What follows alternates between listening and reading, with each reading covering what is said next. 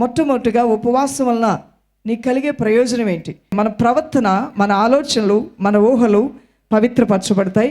రెండవ ప్రయోజనం, నీ జీవితంలో దేవుని చిత్తాన్ని స్పష్టంగా గ్రహించగలుగుతావు. మూడవదిగా దైవజనమ, ప్రతి విధమైన పాపక్రియలు, శరీర క్రియల నుండి విడుదల నీకు ప్రాప్తిస్తుంది. నాలుగవ బ్లెస్సింగ్, దీనత్వంతో కూడిన ఉపవాస ప్రార్థన నీకు అద్వితీయమైన దైవశక్తిని, ఆత్మీయ అభివృద్ధిని అనుగ్రహిస్తుంది. ఐదవ ఆశీర్వాదం, నీ జీవితంలోనూ, కుటుంబంలోనూ, దేశంలోనూ ఉన్న సమస్యలకు సంపూర్ణ పరిష్కారం దొరుకుతుంది. పరిశుద్ధాత్మని యొక్క శక్తి, ఆయన కార్యాలు స్పష్టంగా నువ్వు చూడగలుగుతావు. ఆరవ ఆశీర్వాదం, ఆగిపోయినవి మరలా తిరిగి ప్రారంభం అవుతాయి. స్తంభించిపోయినటువంటివన్నీ కూడా మరలా కదలటం ప్రారంభమవుతాయి. ఏడవ ప్రయోజనం, పరిశుద్ధ గ్రంథంలోని వాక్య లేఖన భాగములు నీవు ధ్యానించుచున్నప్పుడు మునుపెన్నడూ గ్రహించలేని, అర్థం చేసుకోలేని వాటిని నువ్వు స్పష్టంగా గ్రహించగలుగుతావు.